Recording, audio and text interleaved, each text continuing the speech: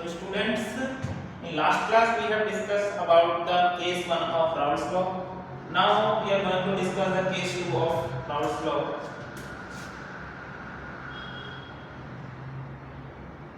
So this is the case 2 of Raoult's law, where in a solution the first component is solid, which is the solute, and the second component is the liquid, which is the solvent. Okay, and as you all know, the liquid is a volatile liquid, and because here the solute is a solid, that's why it will not create any vapors, and there is a no vapor pressure of that solid. So case 2, solid liquid solution.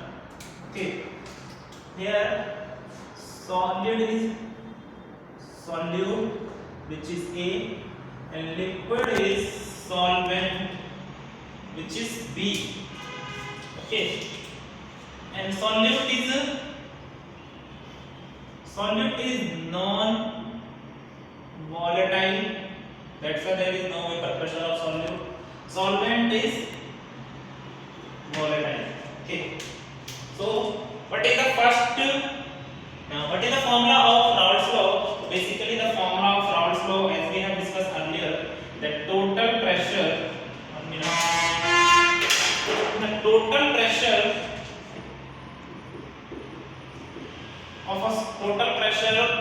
of the solution is equal to the sum of all the partial pressure of all the components. Like here we have two components, that's why partial pressure of A plus partial pressure of B.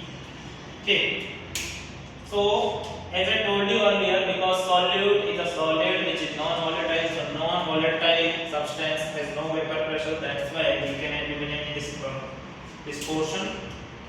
So now total pressure is equal to the partial pressure of B, and partial pressure of B, as according to the Raoult's law, it is the mole fraction of B and vapor pressure of pure B. This is the vapor pressure of pure B. Okay, and this is the partial pressure of B in the solution. Okay. Now Pt equal to B P naught B. Okay. Here we are going to draw the graph between the mole fraction and vapor pressure. So on x-axis, as you all know, we are taking the mole fraction. So here mole fraction of A is 1, then mole fraction of B will be 0. If the mole fraction of B will be 1, then mole fraction of A will be 0.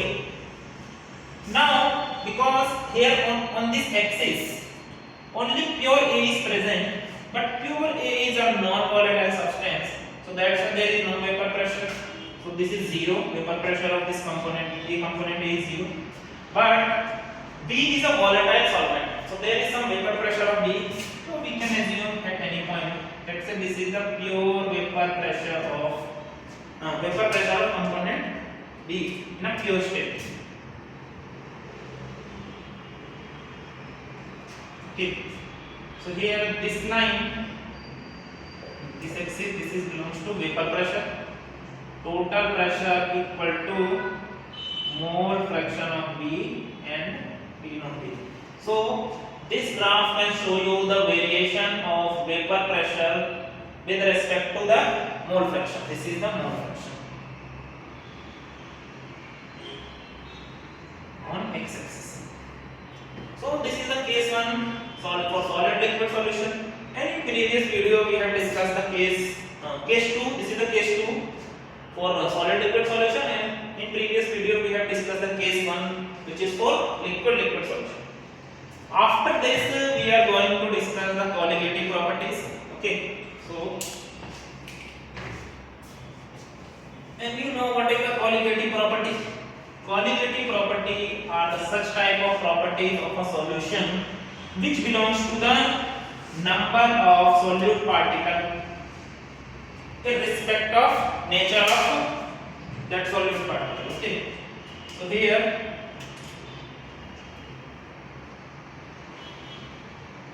colligative properties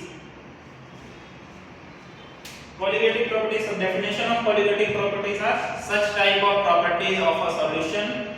Okay, such type of properties of a solution which depends upon the number of solute particle in the solution. So such types of the properties of a solution which only depend upon the number of solute particles in the solution, not on their nature. Okay, so there are four types of colligative property. The first property is relative lowering of vapor pressure. In short form, it is called RLVP. Second one is elevation in boiling point. Okay. Third one is depression in freezing point. And the fourth one is osmotic pressure. So we are going to start why there is a lowering, relative lowering of vapor pressure happen. Okay, so basically when you are dissolving a non-volatile solute in a volatile solvent, there will be a formation of solution. But see here in this container there is a volatile liquid present, and on this surface, because it is a volatile, so there is a vapors of this liquid. Now that vapor is creating some vapor pressure on this surface. Only the molecule of solvent is present. Okay, volatile liquid. But when we will add a non-volatile solute, okay, in this volatile solvent, so on some places on the surface, solute molecules can also occupy that some surface. So now the less number of solvent molecule will vaporize, because see, this blue are the solute particles, they are not going to vaporize. Only this red one is going to vaporize, but the vapors will be less. So if there will be a less vapors means they are creating less vapor pressure. That's why when we are dissolving, so the first definition of relative lowering of vapor pressure is when we will dissolve a non-volatile solute in a volatile solvent, the vapor pressure of the solution will decrease. Okay. And one more thing, why there is a elevation in boiling point? So basically, boiling point is inversely proportional to the vapor pressure. That means if a liquid is more volatile, it will create more vapor pressure, and if there will be more vapor pressure, then its boiling point will decrease. Okay.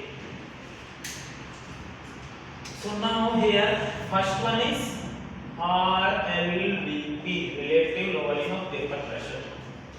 So we have two components in the solution. First component, okay, basically the solution contains two components.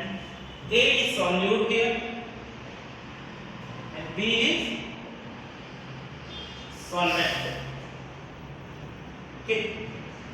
According to the Raoult's law, total pressure is the sum of the partial pressure of all components.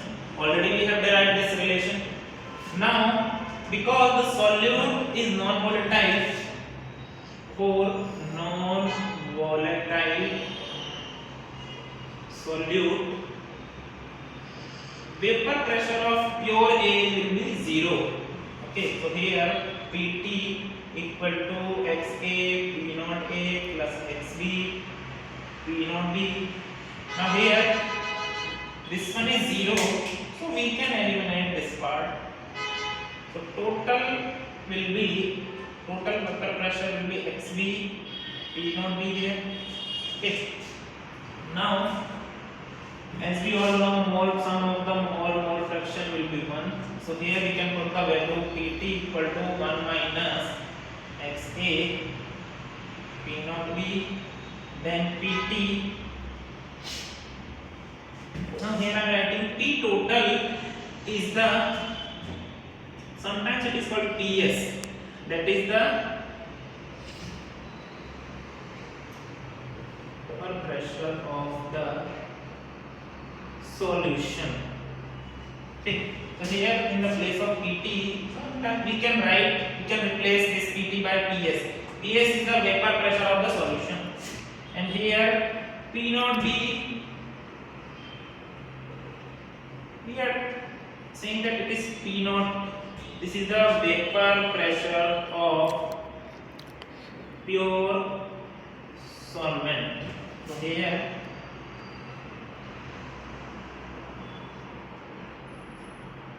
and one more thing here, xa is the mole fraction of solute.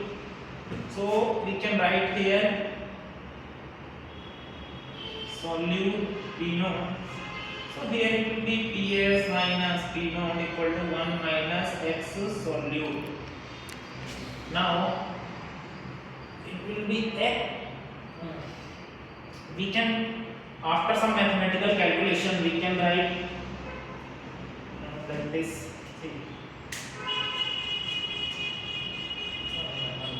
sorry Ps upon P naught, and that is equal to 1 minus x of solute. Okay, then x of solute, that is 1 minus Ps upon P naught.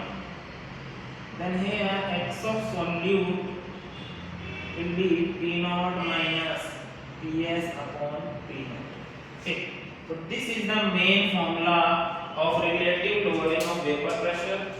See, P naught minus Ps is called lowering in vapor pressure, and P naught minus Ps upon P naught is called relative lowering in vapor pressure. Okay, so lowering in vapor pressure is not a colligative property, but relative lowering in vapor pressure is a colligative property. That means relative lowering of vapor pressure is equal to the mole fraction of solute in that solution. Okay, so this is our first colligative property. Other three colligative property we will discuss after this class. Okay.